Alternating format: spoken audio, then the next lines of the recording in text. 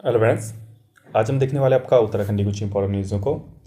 तो जैसे कि हमने कल यहाँ पे कवर किया था कि आपका जो सुप्रीम कोर्ट है उसने यहाँ पे दखल देने को यहाँ पे मना किया था कि जो भी आपका हाई कोर्ट का फैसला है उस पर कुछ भी यहाँ पे फिर से टिप्पणी नहीं की जाएगी। इसके खिलाफ फिर से आपका सरकार ने उत्तराखंड सरकार ने पुनर्विचार याचिका यहाँ पे दायर कर दी है। पुनर्विचार का अर्थ होता है कि जो भी आपका सुप्रीम कोर्ट ने कहा है उस पर एक बार फिर से आप सोचिए। ठीक है। तो जो उपना कर्मचारी हैं उनके लिए थोड़ा आप यहाँ पे चिंताजनक न्यूज़ है। चिंताजनक वैसे नहीं है, लेकिन जो टाइम आपका जल्दी उनको नियमितीकरण मिलना था थोड़ा उसमें थोड़ा डिले हो सकता है और थोड़ा टाइम लग सकता है, क्योंकि पुनर्याचिका सरकार ने फिर से यहाँ पे डाल दी गई है। तो देखते हैं यहाँ पे क्या न्यूज़ है। सुप्रीम कोर्ट नियमितीकरण के खिलाफ दायर एसएलपी को कर चुका है खारिज। सरकार दाखिल कर सकती है पुनर्विचार याचिका। तो सरकार फिर से यहाँ पे पुनर्विचार के लिए भेज सकती है सुप्रीम कोर्ट को। तो देखते हैं यहाँ पे देहरादून से न्यूज़ है। उपना कर्मचारियों के मामले में सुप्रीम कोर्ट के फैसले पर सरकार रिव्यू याचिका दायर कर सकती है। रिव्यू मतलब आप इस केस को फिर से देखिए। ठीक है। तो सुप्रीम कोर्ट ने बीते रोज उपना कर्मचारियों की आपका नियमितीकरण कुछ मांगे थी, जो आपका जैसे आपका नियमितीकरण हो गया, ठीक है, आपका वेतन का हो गया, ठीक है, डीए हो गया इत्यादि जो भी आपकी मांगे थी उस पर जो हाई कोर्ट की टिप्पणी थी 2018 की। आपको पता होगा कि 2018 में हाई कोर्ट ने क्या कहा था कि आपका जो भी उपना कर्मचारी हैं उनको धीरे धीरे यहाँ पे 1 वर्ष के अंदर 1 ईयर का टाइम दिया गया था। 1 वर्ष के अंतर्गत इनको परमानेंट किया जाए। 2018 के आदेश के खिलाफ सरकार की एसएलपी को खारिज कर दिया है। और इसके बाद आपका क्या हुआ था कि सरकार थी आपकी, उसके बाद सुप्रीम कोर्ट गई थी। सुप्रीम कोर्ट में यहाँ पे फैसला ये आया था कि हम जो भी आपका हाई कोर्ट का फैसला है उसको फिर से हम यहाँ पे नहीं देखेंगे। ठीक है। और यहाँ पे जो याचिका थी उसको खारिज कर दिया गया था। बुधवार को सैनिक कल्याण सचिव दीपेंद्र कुमार चौधरी के उपनल के प्रबंध निदेशक जेएनएस बिष्ट, उपनल के न्याय और मानव संसाधन विभाग के अफसरों के साथ सुप्रीम कोर्ट के फैसले पर यहाँ पर चर्चा भी हुई है।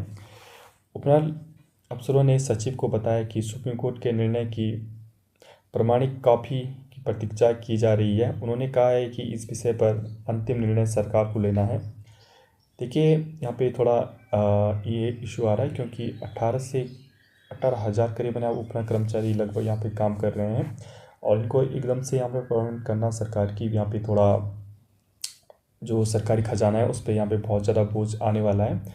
तो सरकार को ये बीच का रास्ता यहाँ पे निकाल सकती है, जैसे आपका जिसको 10 या 15 साल या 20 साल का कुछ भी एक्सपीरियंस यहाँ पे हो गया है उनको पहले यहाँ पे परमानेंट किया जाएगा।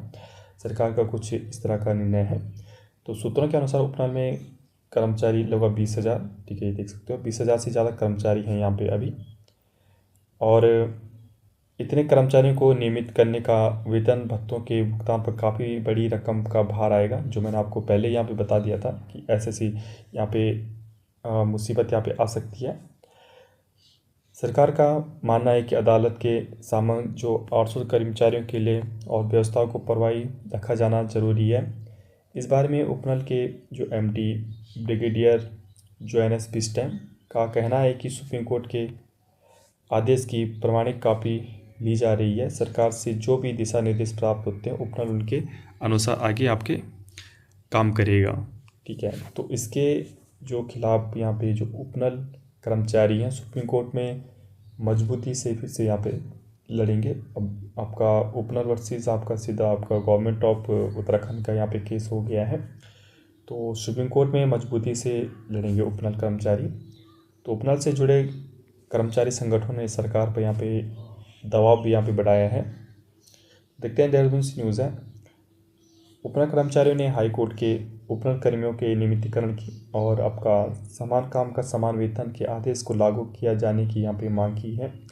कर्मचारियों ने हाई कोर्ट के आदेश के खिलाफ सुप्रीम कोर्ट में उत्तराखंड सरकार की एसएलपी खारिज होने के बाद दोबारा पुनर्याचिका दायर करने की कोशिश का यहाँ पे विरोध किया है। देखिए आपका जो सेवा देखिए मैंने कल ही जो आपका न्यूज़ यहाँ पे कवर की थी कि जो भी आपका उपनल कर्मचारी हैं उनके यहाँ पे परमानेंट करने की जो राह थी यहाँ पे आसान हो गई थी, क्योंकि उनकी एसएलपी सरकार की अभी खारिज हो गई थी, लेकिन फिर से सरकार यहाँ पे सुप्रीम कोर्ट पे पुनर्याचिका पे चली गई है।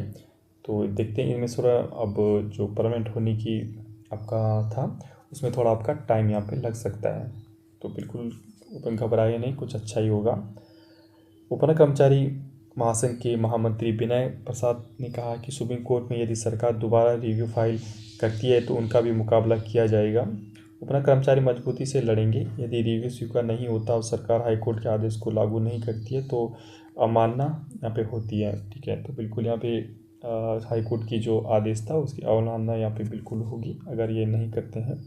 विद्युत संहिता कर्मचारी एकता मंच के संयोजक विनोद कवि ने कहा है कि सुप्रीम कोर्ट में कुंदन सिंह के केस में विद्युत संविदा कर्मचारी संगठन की ओर से भी याचिका दायर की गई थी। अपील की गई थी कुछ भी फैसला लिया जाने से पहले संगठन का भी एक पक्ष सुना जाए। पहले तो राज्य सरकार को हाईकोर्ट के आदेश के खिलाफ सुप्रीम कोर्ट में एसएलपी दायर नहीं करनी चाहिए थी। अब जब एसएलपी खारिज हो चुकी है तो उस पर अब रिव्यू के लिए जाना चाहिए। इससे उपनगर कर्मियों को लेकर सरकार की मंशा दिख रही है। ठीक है, तो सरकार मंशा यही है कि आपका जो 20,000 या 18,000 करीबन जो कर्मचारी हैं, उपनगर कर्मचारी, उनको परमानेंट कैसे किया जाए, इतनी सीटें कहाँ से लाया जाए, इससे सरकार का थोड़ा बोझ है। और जो जो आपका सरकारी कर खजाने में से जो आपका बोझ बढ़ेगा वो भी आपका बढ़ सकता है। देखते हैं आने वाले दिनों में क्या इसका अपडेट होती है। कुछ भी यहाँ पे अपडेट होती है मैं आपको अपडेट एक एक दिन आपको अपडेट करता रहता हूँ। इसके लिए प्लीज़ हमारे चैनल को सब्सक्राइब कीजिए, शेयर कीजिए ज़्यादा से ज़्यादा लोगों के साथ। Okay friends, stay tuned, thank you.